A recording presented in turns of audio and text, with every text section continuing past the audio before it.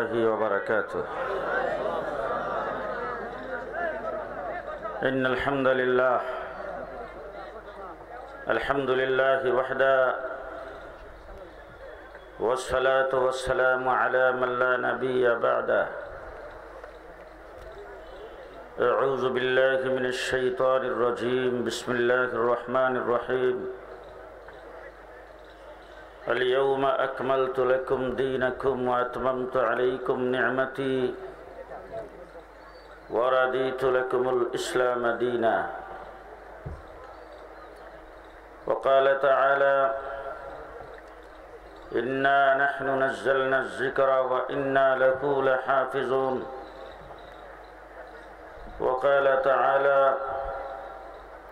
ولا تهنوا ولا تحزنوا وأنتم الأعلون إن كنتم مؤمنين. صدق الله العظيم. وقال رسول الله صلى الله عليه وسلم: عليكم بسنتي وسنة الخلفاء الراشدين المهديين. وقال عليه الصلاة والسلام: أصحابي كالنجوم بأيهم اقتديتم اهتديتم. وقال عليه الصلاة والسلام: إن العلماء ورثة الأنبياء، أو كما قال عليه الصلاة والسلام. محترم صدر اجلاس، মুআজ্জাজ হযরত উলামায়ে কেরাম,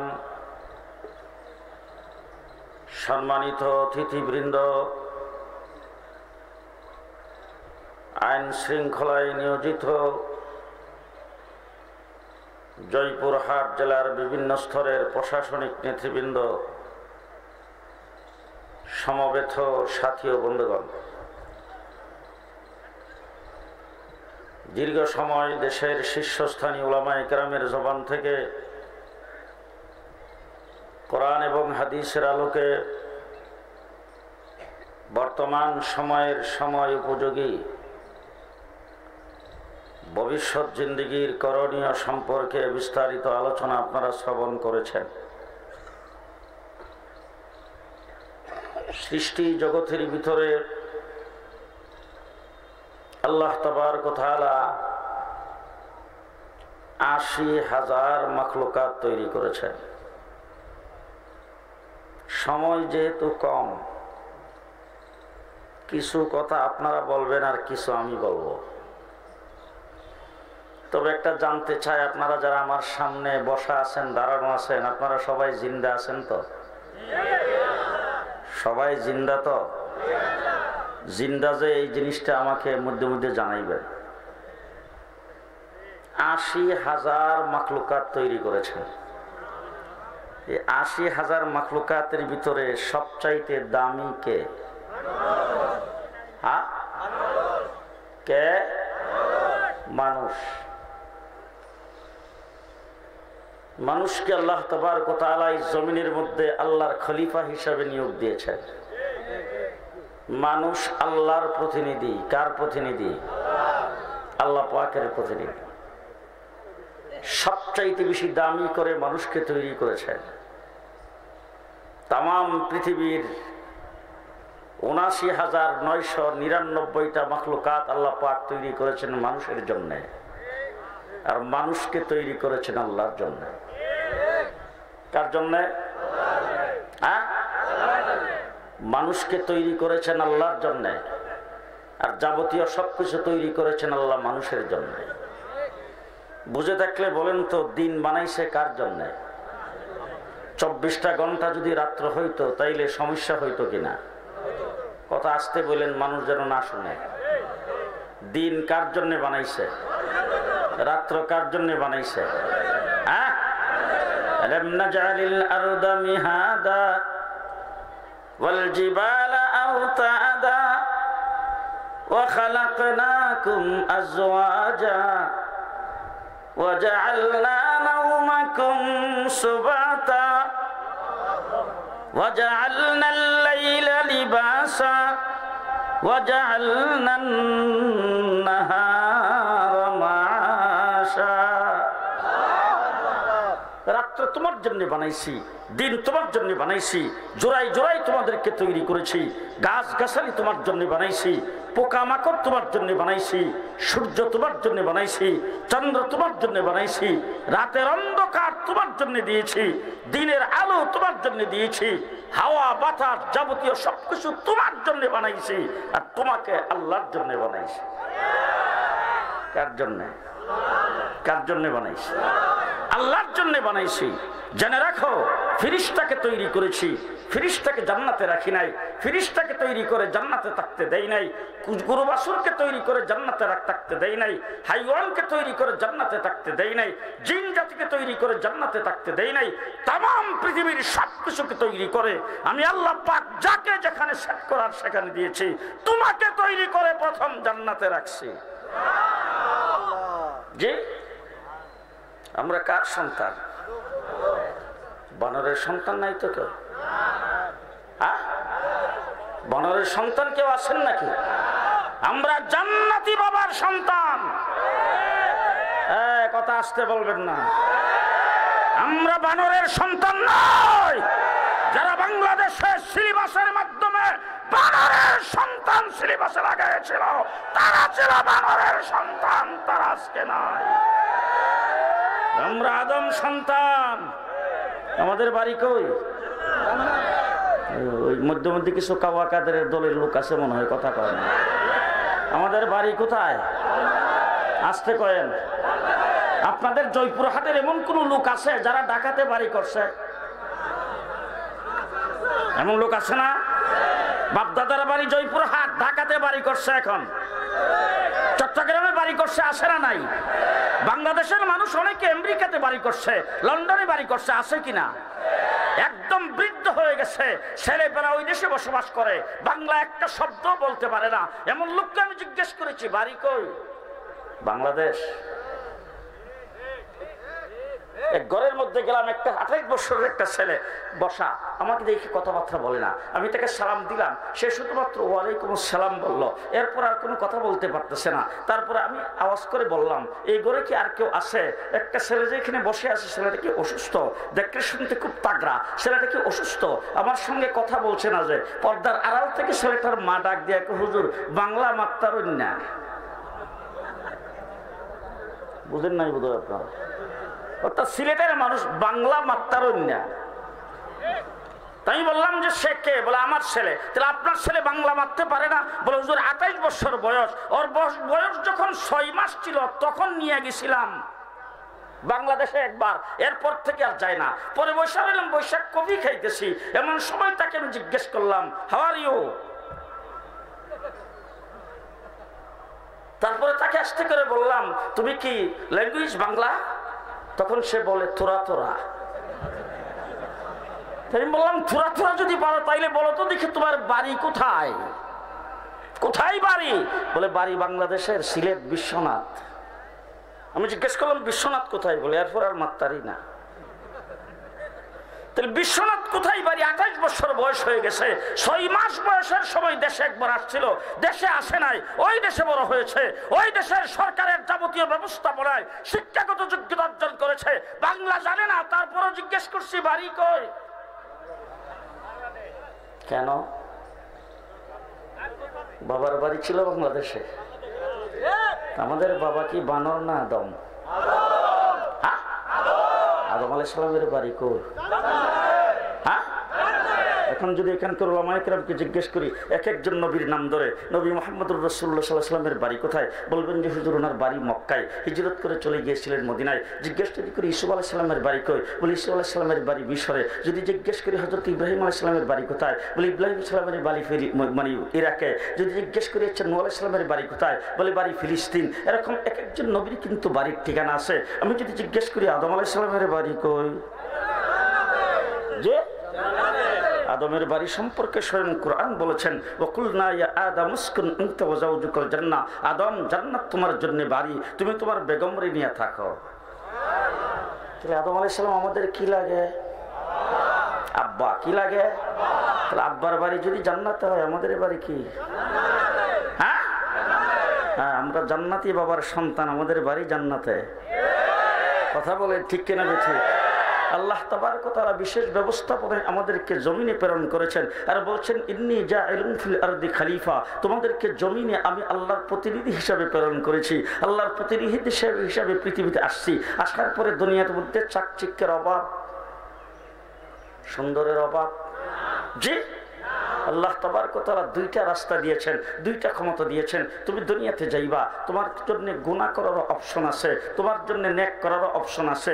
গুনাহ করার ক্ষমতাও তোমার আছে, নেক করার ক্ষমতাও আছে। জেনে রাখো, নেক কাজ যদি করো তাইলে ঠিকানা হবে জান্নাত। নেক কাজ করলে ঠিকানা কোথায়? জান্নাত। আর যদি তুমি নাফরমানি করো, ইবলিসের সঙ্গে যদি মিলিত হয়ে যাও, তাইলে ঠিকানা হবে কোথায়? আরো আসতে, ঠিকানা হবে জাহান্নাম। এখন আল্লাহ পাক আমাদেরকে বানাইছেন জান্নাতের জন্য। কথা বলেন, কথা বলেন। কিসের জন্য বানাইছেন? জান্নাতের জন্য বানাইছেন। উলামায়ে কেরামকে সাক্ষী রেখে বলে গেলাম, আল্লাহ পাক আল্লাহর কোন বান্দা জাহান্নামে যাক এটা আল্লাহ চায় না। আল্লাহ চায় আল্লাহর বান্দাকে জান্নাতে নিতে। এই জন্য আল্লাহ পাক হযরত আদম আলাইহিস সালাম থেকে শুরু করে আমাদের নবী মুহাম্মদুর রাসূলুল্লাহ সাল্লাল্লাহু আলাইহি সাল্লাম পর্যন্ত 1,24,000 নবী পৃথিবীতে প্রেরণ করেছেন। ও দুনিয়ার মানুষেরা, তোমাদেরকে সৃষ্টি করেছি আমি, সৃষ্টি করে সর্বপ্রথম জান্নাতে রাখছিলাম। তোমার বাবার বাড়ি যেহেতু জান্নাতে, তোমরা তার আওলাদ হিসেবে তোমাদের বাড়িও জান্নাতে। কিন্তু তোমরা যদি অপকর্ম করে জাহান্নামের মালিক হও, এটা কিন্তু আমি আল্লাহ পাক চাই না। এই জন্য তোমরা যাতে আবার জান্নাতে আসতে পারো, জান্নাতের রাস্তাটা কি, জান্নাতের লাইনটা কি, কোন কাজ করলে তুমি জান্নাতে যাইতে পারবা, কোন কাজ করলে তোমাকে জান্নাতের পথ থেকে ছিটকে পড়ে অ্যাক্সিডেন্ট হয়ে যাইবা, কোন কাজটা করলে তুমি জান্নাতের সম্মান, জান্নাতের সন্ধান পাইবা, এই সিরাতুল মুস্তাকিমের রাস্তাটাকে দেখাইবার জন্য 1,24,000 নবী আল্লাহ দুনিয়াতে প্রেরণ করেছেন। কয়জন নবী? 1,24,000 নবী। সর্বপ্রথম নবী হযরতে আদম আলাইহিস সালাম, সর্বশেষ নবী মুহাম্মদুর রাসূলুল্লাহ সাল্লাল্লাহু আলাইহি সাল্লাম। কথা বলেন, ঠিক না ঠিক? ঠিক না ঠিক? 1,24,000 নবী আল্লাহ পাক দুনিয়াতে প্রেরণ করেছেন। সমস্ত নবীকে আল্লাহ তাবারক ওয়া তাআলা দুনিয়াতে প্রেরণ করবার আগে আল্লাহ পাক রূহের জগতে সমস্ত নবীদের সামনে ঘোষণা করেছেন, ও নবীরা, তোমরা যখন দুনিয়াতে যাইবা, আমি আল্লাহ পাক তোমাদেরকে রিসালাত দেব, নবুয়ত দেব, হিকমত দেব, কিতাব দেব, সবকিছু দেব। ওয়া ইজ আখাযাল্লাহু মিসাকান নাবিয়্যিন লামা আতাইতুকুম মিন কিতাবি ওয়া হিকমা। দুনিয়াতে তোমাদেরকে প্রেরণ করা হবে, কিতাব দেওয়া হবে, হিকমত দেওয়া হবে। তোমরা দুনিয়াতে যাইবা, কিন্তু জেনে রাখো তোমাদের যাবতীয় নবুয়তি এবং আসমান জমিনের যাবতীয় সবকিছু একজনের খাতিরে চলবে, তিনি হলেন মুহাম্মদুর রাসূলুল্লাহ। কথা বুঝে আসে নাই? আজকে আমি যদি আপনাদেরকে বলি আল্লাহ পাক সবকিছু তৈরি করেছেন আমার নবীর খাতিরে, হ্যাঁ, বিশ্বাস হয় নাই বোধ হয়? জি, দৃষ্টান্ত স্বরূপ শুধু একটা ছোট্ট কথা বলতে চাই, সময় তো নাই। আদম আলাইহিস সালামকে তৈরি করে আল্লাহ পাক সর্বপ্রথম রাখছেন আরশের নিচে। আরশের নিচে, আরশের নিচ থেকে আদম আলাইহিস সালামকে আনছেন জান্নাতে। জান্নাতে আদম আলাইহিস সালামকে বসবাস করতে দিয়েছেন। হঠাৎ করে একদিন আদম আলাইহিস সালাম ডাক দিয়ে জিজ্ঞেস করে, আল্লাহ, যেই দিকে তাকাই এইদিকে তোমার নামের সাথে একটা নাম দেখতেছি। আদম আলাইহিস সালাম কালে জিজ্ঞেস করছে, কোন নামটা দেখো, কি নাম সেটা, আমার নামের সঙ্গে তুমি কোন নাম দেখলা? আদম আলাইহিস সালাম বলেন, আল্লাহ, যেই দিকে তাকাই সেই দিকে দেখি লা ইলাহা ইল্লাল্লাহ, সাথে আছে মুহাম্মাদুর রাসূলুল্লাহ। এই মুহাম্মদ নামটা কে, তিনি কোথা থেকে আসছে, এই নাম তোমার সাথে কেমনে সংযোগ হইল? আল্লাহ, এই সম্পর্কে তো জানি না। আল্লাহ রাব্বুল আলামিন বলেন, তুমি কি চিনতে পারো নাই? বলে না। বলে, ওই আদম, শুনে রাখো, যদি মুহাম্মাদুর রাসূলুল্লাহকে না বানাইতাম, তাকে বানাইবার যদি উদ্দেশ্য না হতো, তোমাকেও বানাইতাম না। তাইলে এখন যদি আপনারা বুঝবেন কিনা জানি না, আদম আলাইহিস সালামকে কুদরতি হাতের দ্বারা বানাইছে, উদ্দেশ্য নবী মুহাম্মদুর রাসূলুল্লাহ। আমার নবী মুহাম্মদুর রাসূলুল্লাহকে যদি সৃষ্টি না করতেন, আসমান সৃষ্টি করতেন না, জমিন সৃষ্টি করতেন না। আমার নবীকে যদি সৃষ্টি না করতেন, 1,24,000 নবী পৃথিবীতে আগমন করতো না। আমার নবী যদি পৃথিবীতে সৃষ্টি না হতো, ইউসুফ আলাইহিস সালামের সৌন্দর্য হতো না। আমার নবী যদি পৃথিবীতে সৃষ্টি না হতো, ইব্রাহিম খলিল হতো না। আমার নবী যদি পৃথিবীতে না আসতো, ইব্রাহিম আলাইহিস সালাম নমরুদের আগুন থেকে বাঁচতো না। আমার নবী যদি পৃথিবীতে না আসতো, ইব্রাহিম আলাইহিস সালামের ছেলে ইসমাইল জবাই হতো না। আমার নবী যদি পৃথিবীতে না আসতো, ইব্রাহিম ইসমাইলের দ্বারা বাইতুল্লাহ শরীফ তৈরি হতো না। আমার নবী যদি পৃথিবীতে না আসতো, হযরত নূহ আলাইহিস সালাম কিস্তিতে উঠতো না। আমার নবী যদি পৃথিবীতে না আসতো, সুলাইমান আলাইহিস সালাম সিংহাসন পেত না। আমার নবী যদি পৃথিবীতে না আসতো, মুসা কালিমুল্লাহ হতো না। আমার নবী পৃথিবীতে না আসলে ঈসা রূহুল্লাহ হতো না। আমার নবী পৃথিবীতে না আসলে তাওরাত, জবর, ইনজিল পৃথিবীতে আসতো না। না। আমার নবী পৃথিবীতে না আসতে কুল সৃষ্টি জগৎ সৃষ্টি হতো না। সবকিছু সৃষ্টি হয়েছেন কার জন্য? আমার নবী মুহাম্মদুর রাসূলুল্লাহ সাল্লাল্লাহু আলাইহি ওয়াসাল্লাম হলেন সৃষ্টির উদ্দেশ্য। এখন যদি কিতাব সারা বলি আপনারা বিশ্বাস করবেন কিনা? আমার রাসূল যদি পৃথিবীতে না আসতো, মুহাম্মদুর রাসূলুল্লাহ যদি পৃথিবীতে সৃষ্টি না হতো, জয়পুরহাট নামে কোনো জেলা হইতো না। বিশ্বাস হয়েছে না? আমার রাসূল পৃথিবীতে না আসলে ৭১ মুক্তিযুদ্ধ হতো না। আমার নবী পৃথিবীতে না আসলে বাংলাদেশ নামে কোনো দেশ হতো না। আমার নবী পৃথিবীতে না আসলে শেখ মুজিবের জন্ম হতো না। আমার নবী পৃথিবীতে না আসলে জিয়াউর রহমানের মতো প্রেসিডেন্টের জন্ম হতো না। আমার নবী পৃথিবীতে না আসলে এরশাদ শাহর জন্ম হতো না। কথা বুঝে আসে নাই? আমার নবী যদি পৃথিবীতে না আসতো তাহলে পদ্মা ব্রিজ হতো না, হ্যাঁ, কর্ণফুলী টানেল, যে কুল সৃষ্টি জগৎ সৃষ্টি করেছেন আমার নবীর খাতিরে, যে তখন হযরত মূসা আলাইহিস সালাতু ওয়াস সালামের কাছে আল্লাহ পাক তাওরীত কিতাব নাযিল করেছেন। তো হযরত মূসা আলাইহিস সালাতু ওয়াস সালাম কিতাবের মধ্যে দেখে এমন একটা উম্মত পৃথিবীতে আসবে, নেক কাজ করবে একটা, সওয়াব পাইব 10টা। আমরা একে কত পাই? 10। হ্যাঁ, ফালাহু আশরু আমসালিহা, আমরা একে 10 পাই। তো হযরত মূসা আলাইহিস সালাতু ওয়াস সালাম একদিন আল্লাহকে জিজ্ঞেস করেছেন, ও আল্লাহ, আমি যে আপনার সাথে কথা বলি, আমাকে আপনি বানাইছেন কালিমুল্লাহ। আচ্ছা বলেন তো, আপনি কি পৃথিবীতে আর কারোর সাথে কোনোদিন কথাবার্তা বলবেন? কালিমুল্লাহর কাউকে বানাবেন? হযরত মূসা আলাইহিস সালামকে আল্লাহ ডাক দিয়ে জিজ্ঞেস করে, মূসা, আমি যে তোমার সাথে কথা বলি আর তুমি যে আমার সাথে কথা বলি, আচ্ছা বলো তো দেখি তুমি কোথায় আর আমি কোথায়? হযরত মূসা আলাইহিস সালাম বলেন, আল্লাহ, আমি তো কুহে তুরের নিচে, তুর পাহাড়ের নিচে, এখান থেকে আমি কথা বলি। আপনি তো মনে হয় পাহাড়ের উপরে, কারণ আওয়াজ যতটুকু শুনি তাতে মনে হয় আপনি পাহাড়ের উপরেই আছেন। আল্লাহ পাক ডাক দিয়ে বলে, মূসা, এত কাছে না, এত নিকটে না, 7 আসমান পাড়ি দিয়ে সিদরাতুল মুনতাহা, সিদরাতুল মুনতাহা পার হয়ে আমার আরশের ৭০,০০০ পর্দার ভিতর থেকে তোমার সাথে কথা বলি। আর তুমি তো কুহেতুরের নিকট থেকে জবাব দাও, আর আমি আরশের ৭০,০০০ পর্দার ভিতর থেকে কথা বলি। তুমি আমার কাছে জানতে চাইছো আমি আর জীবনে কারোর সাথে কথা বলবো কিনা? ও মূসা, জেনে রাখো, তোমার সাথে কথা বলি, তোমাকে কালিমুল্লাহ বানিয়েছি আমি আল্লাহ পাক। ৭০,০০০ পর্দার ভিতর থেকে তোমার সাথে কথা বলতেছি। তুমি তো নবী, তোমাকে তো তাওরীত কিতাব দিয়েছি, লাঠির মুজিজা দিয়েছি। এমন একটা উম্মত পৃথিবীতে আসবে যে উম্মতের সাথে আমি আল্লাহ কথা বলবো, কোনো পর্দা থাকবে না। সেই উম্মত বোধহয় ঈসা আলাইহিস সালামের উম্মত। কারা? কে? আরো আসতে কে?